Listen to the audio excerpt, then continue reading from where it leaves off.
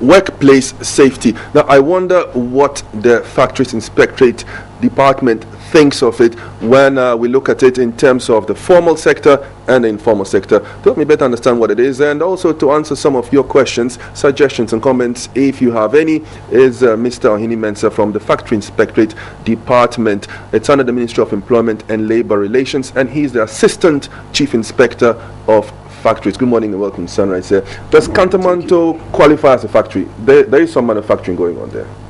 Well, actually, they make things. Yeah, under the Factory Services and Shops Act, it's qualified as a shop. As a shop? The whole market? We have offices, we have shops. So the law takes care of the factories, offices, and then shops. Okay. So prior to the outbreak, the recent fire outbreak, when was your last visit to the Cantonmanto market? Actually, we've not been having frequent visits to the markets. We move towards the shopping malls more than the markets, because we realize that the assemblies are in control of the markets. The fire service are also there, so we also concentrate on the shopping malls more than the markets.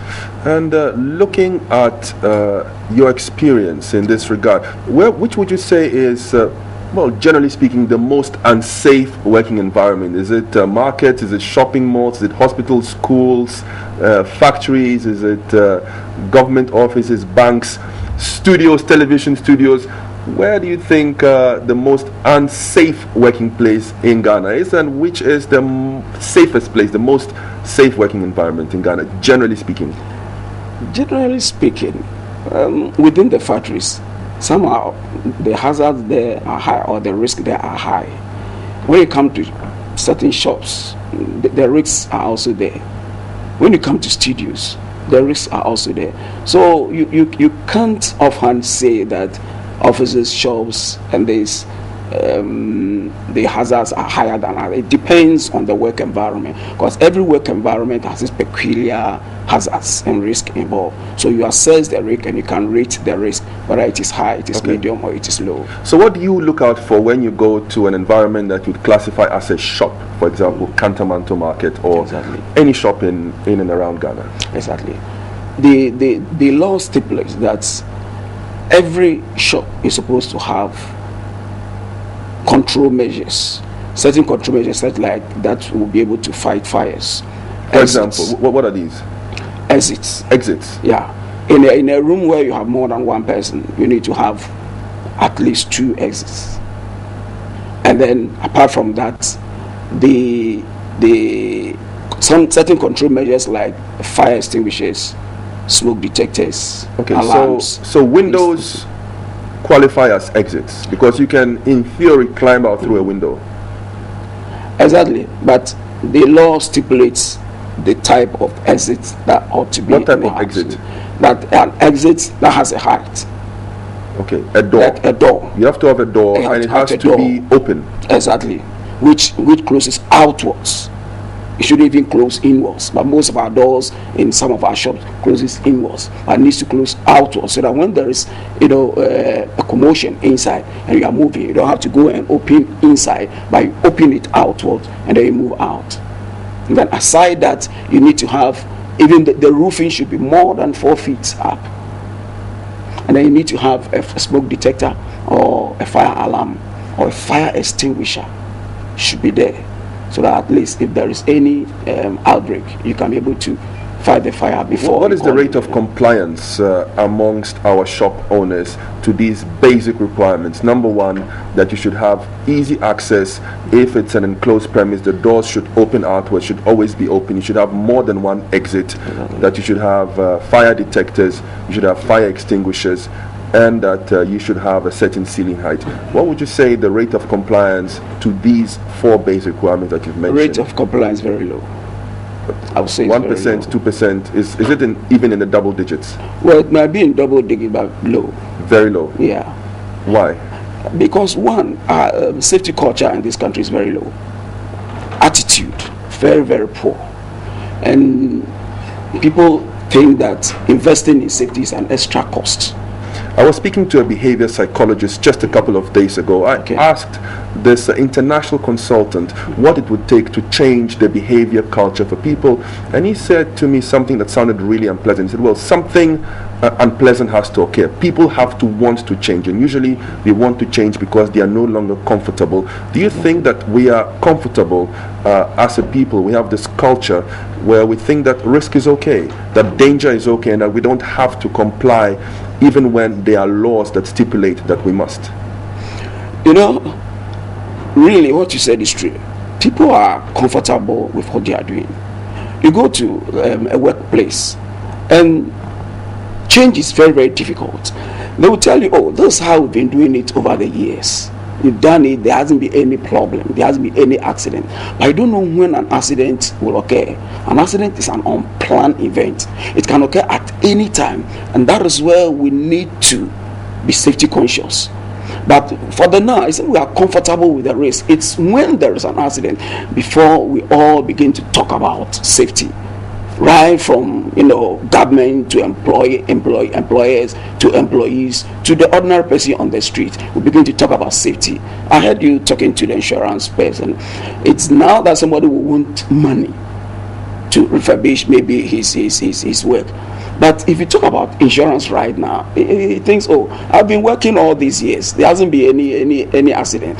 But forgetting that an accident is an unplanned event which can occur at any time T when the risks are there. So, against the background of the recent fire outbreak in Cantamanto, we have some images, a short story on this. I would like to ask you whether you are going to go to all the other markets and say, look, we can't afford to have this happen, so we are going to rigorously check and enforce safety standards and systems. Can you say, looking at the pictures we have on the screen right now, that this is possible for you to do in other markets in Ghana? Because Cantamanto is not the only market of the sort that we have in Ghana. This is a very common market or commercial environment that is prevalent in many parts of our country. Are you going to go to all these places and say, look, we are going to close you down until you comply? Eric, to be frank with you, some of these markets are not organized. No fire belts, exactly. No fire drills, when you even no get extinguishers. When you even get there, who to attend to you is even a problem. It's made up of individual hawkers. But for example, if you go to Kanishi market, there is a company responsible for that market. So that if I'm to pay a visit to that place, I go straight to that office. I get the managing director or the general manager or the HR over there. He takes me around and I can even channel my advice to that person. But you go to Cantamanto, it's made up of individuals. So it's very difficult to really go there and say, hey, you need to have a fire extinguisher. Or even the alleys or the walkways which have been encroached upon. Or move these things from there. Let's have some access. No. You won't get by. When I go to Kanishi market, which is organized, or Accra Mall, then there is a management team over there. When I put my advice over there, or even if I'm taking them to court, I take the managing director or the owner of that company to court. But in this situation, Tuesday market, Mokola market, Cantamanto market, it's made up of individuals. It makes it very difficult even to channel your advice to. I remember at one time we were working with the fire service and the PRO. They organize educational programs for them. They get to the market and nobody wants to come around to even listen to them. Why? Because they are not organized. Their organization is just based on what to sell at a particular time. Tomato queimades, yam queimades, and they determine who sells this and who sells that. But when it comes to safety, you won't get anybody owing up. So they go there for educational program and nobody comes up. So it's very difficult in these areas. That is why we want the metropolitan assemblies and the municipal assembly to really take charge. I know they have environmental health units, but I want them to add the safety aspect of it. Education is important. Very, very important. But you have the mandate of enforcement. Exactly. Do you exercise this mandate? Yeah, we exercise it.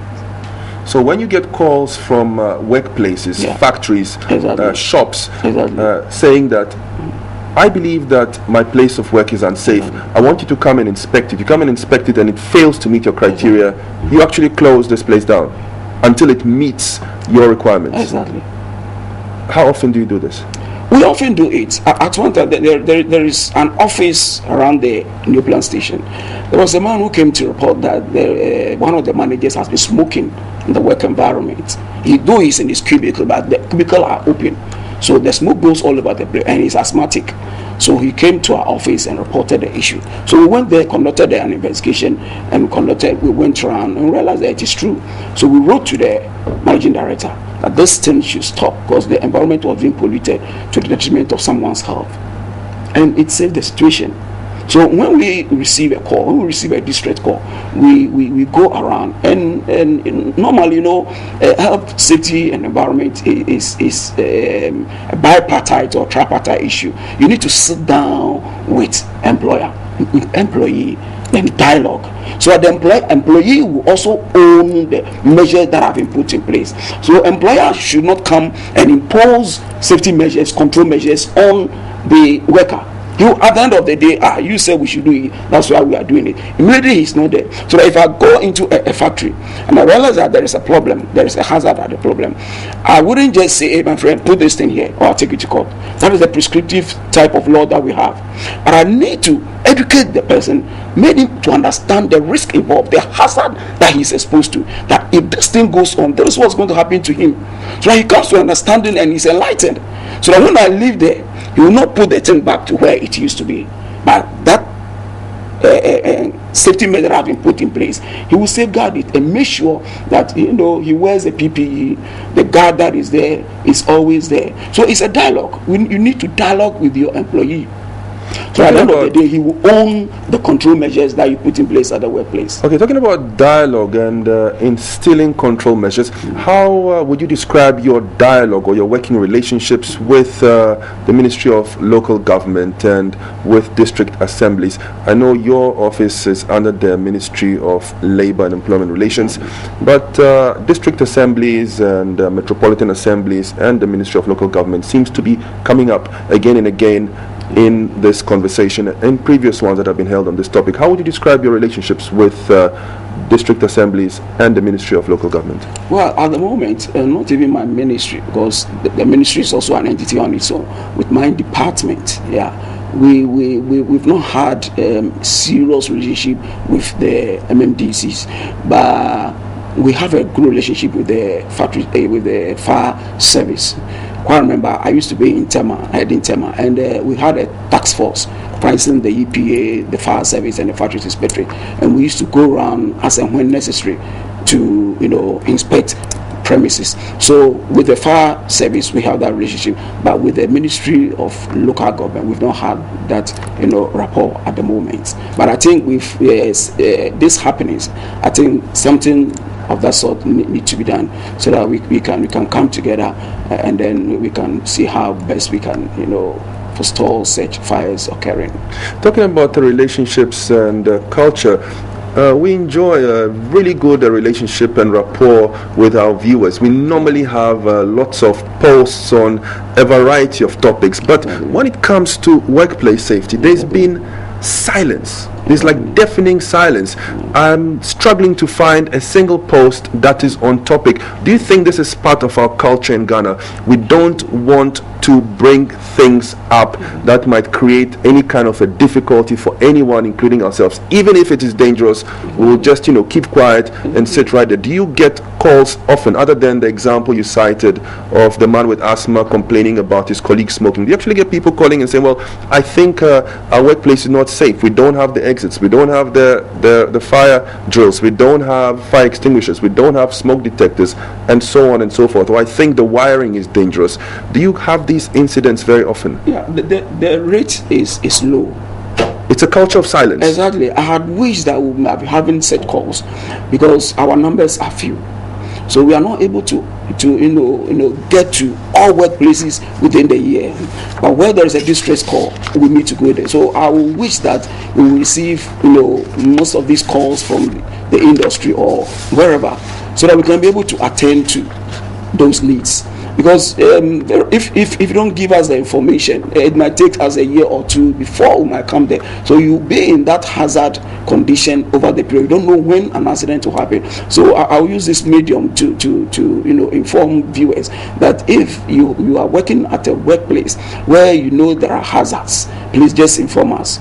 And I'll get you the fire inspector. What are the contact details? Phone numbers, text messages? 0302 684565. 684565. Yeah. And then 664892. 664892. I think we are missing a number. Oh no, it's there. 664892. Both of these are landlines. Landlines. And then 020756. 756 2758. 2758, and that's a cell phone number. Exactly. So that you can send a text message to for text message, and that's a 020. Okay, well, I've taken note of these numbers, and if they were too quick for you, just post something to the TV3 Sunrise page on Facebook, and I'll respond with this information. Once again, if you want to get in touch with the Assistant Chief Inspector of Factories, Factory Inspector Department, Mr. Ohini Mensah, says these are the numbers: 0302, their landlines, 684-565, 684-565, and 664892. Those are the landlines for calls: 684-565 or 664892. If you want to send a text message, then send it to 020-756-2758.